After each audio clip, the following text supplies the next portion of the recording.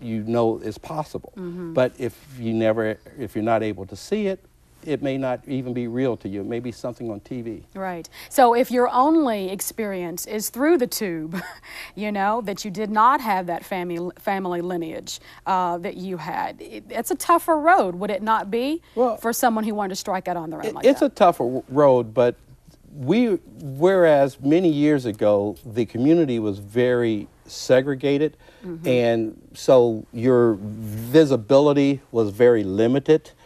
But today, through desegregation and through having access and seeing different parts of the community and being exposed in different ways, maybe not in your house, but maybe now it's your neighbor. Right. So would it be a falsehood to say that only Black wannabe entrepreneurs can learn from other accomplished Black entrepreneurs? Can they learn from whomever? Absolutely. Well, the world of business is what it is. It's not defined as Black or it's white. Either you're going to do business the right way or you're not going to do business the right way. You don't do business a Black way. There's no Black way of doing business, well, right? there are stereotypical ways that one might say that is a Black way of doing business. But as it relates to the business that you're doing, whether that's TV, whether that's the petroleum industry, whether that's construction, there's really only one way to do it proper. And that's the right way. And that's the right way. Yeah, very good. I'm loving this conversation. Let's talk a little bit about alternative fuels. I mentioned that you all are not only in gasoline, but biodiesel and ethanol. And we've heard a lot about the conversation of ethanol. Maybe a couple of more years, it may be a little bit more positive, maybe a little bit more criticism now of the kind of farmland that it would take. This is a corn-based alternative fuel. First of all, correct us. Is that something that you're pursuing? And how beneficial could it be down the road? Well, we sell ethanol as a matter of a requirement in the fuel standard, where 10% ethanol is now being put in the gasoline. Biodiesel, we have sold biodiesel to our customers for the past 10 years. So we're quite familiar with both biodiesel as well as ethanol. When you look at ethanol as a particular commodity, and you're looking at corn-based ethanol, but ethanol could be made out of sugar cane and others, cellulose and other types of products. But when you look at just corn, there's not enough acreage in the United States to meet the fuel standards by the year 2020. And so therefore, even though it is a grandiose type thought and a direction, the real alternative fuel is probably yet to be invented.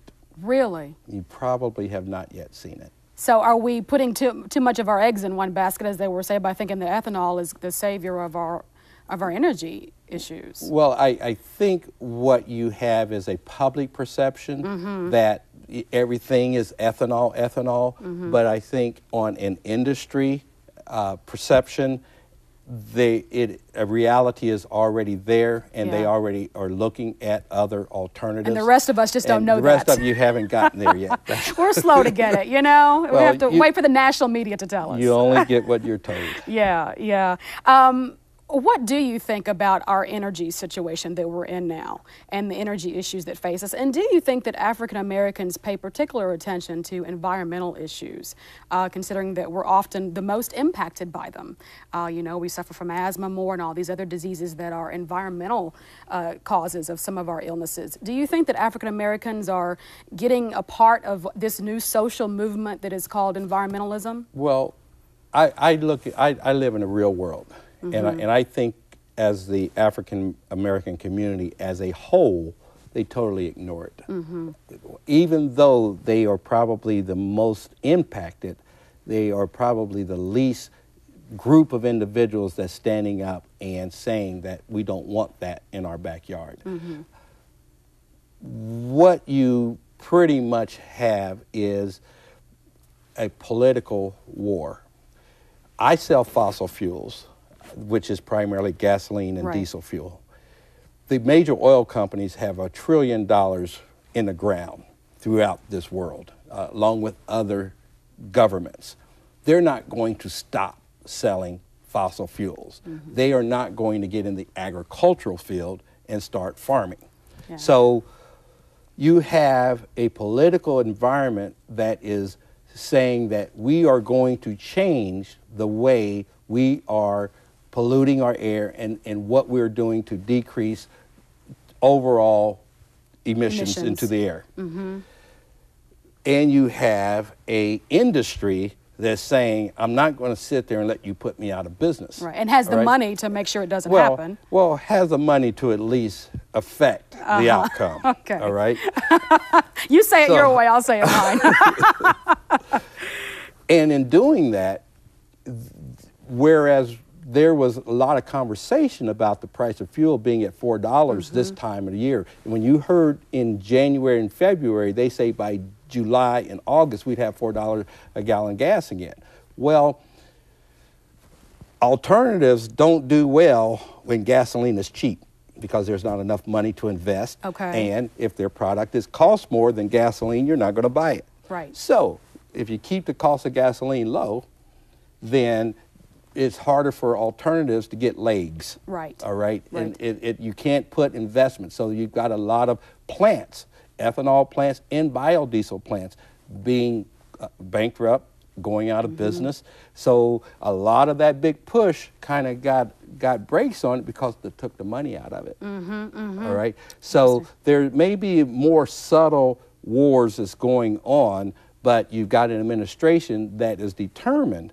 And again, we don't know what the outcome will be in terms of what that final product will look like, but you've got a determined administration, you've got a determined Congress and Senate that's saying that we're going to change the emissions that's going on in the United States, and they're going to drive the process.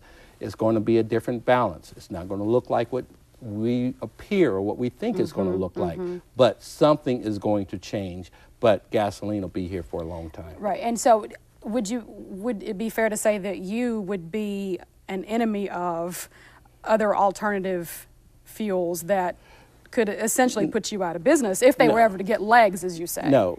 Actually, everything is needed. All right. We're going to have to live regardless in a cohesive manner. I mean, it's a symbiotic type relationship. I mean, ethanol needs gasoline. Right. All right. So ethanol can't exist by itself. Ethanol could exist by itself, but it's not in this environment for a very, very long period of time. It's not likely to exist by itself.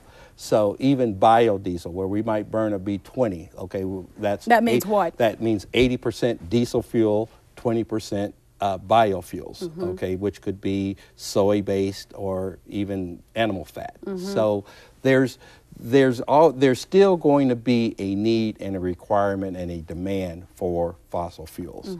So that's not going away. So it's not a matter of either or. It's not a matter of I'm fighting this versus that.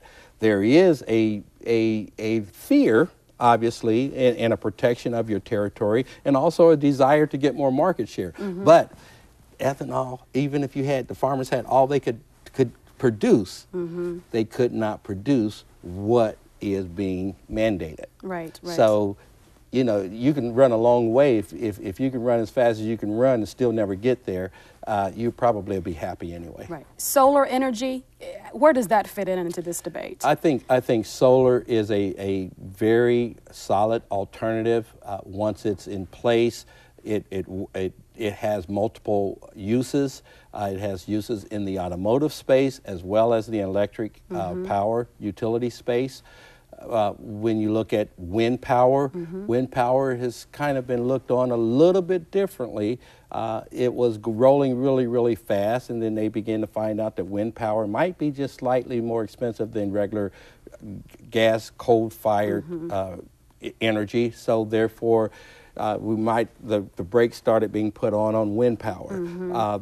So when you look at energy, it's a vast array of solutions, and I mean, are we talking electric utilities? Or are we talking automotive? Yeah, just for vehicles, right? Just what are we talking about? And there's not a one size fits all solution for both, correct? There's not a one size solution for both. Right.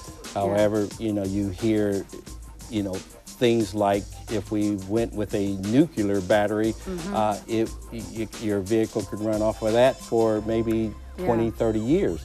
then you Is have that a going to waste. be your next but industry? then you have a waste issue. Right, well, that's true. And then what do you do with it? Well, we could talk about this all day, and I'm going to have you back to talk more about these issues. It's truly been enjoyable. I've learned a lot. So thanks so much for being with us, Stephen Hightower. We appreciate it. And thanks for joining us on Connections today. Remember, you can check us out online at ket.org/connections. Thanks for watching today. I'm Renee Shaw, and we'll see you next week.